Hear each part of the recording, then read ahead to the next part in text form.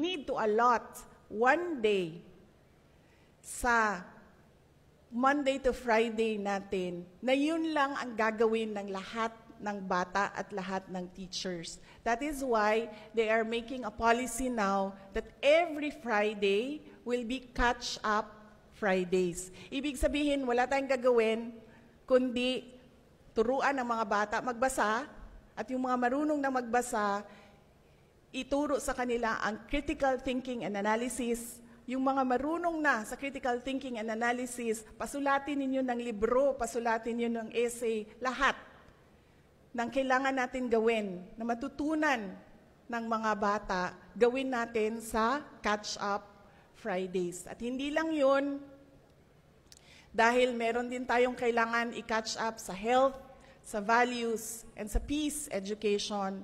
Yung buong Friday will be the catch-up Fridays para sa anong gusto nating makita na mga kabataan sa darating na mga panahon. Anong gusto natin na makita? Mga batang makabansa. Mga batang matatag, marunong magbasa, at makabansa. Kaya kailangan natin ng isang araw kung saan kailangan natin humabol doon sa kung saan natin gusto dalhin ang mga bata. Dahil hindi pwedeng paulit-ulit na lang tayo sa ating ginagawa, pero wala naman tayong nakikita na pagbabago, wala tayong nakikita na improvement sa ating mga learners. So starting January 12, 2024, every Friday will be catch-up Fridays, particularly for reading. All learners,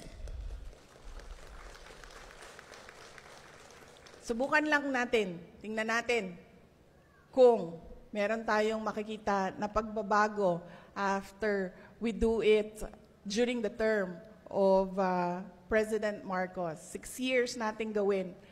Habulin natin kung ano yung mga kailangan nating habulin na kailangan matutunan ng mga bata.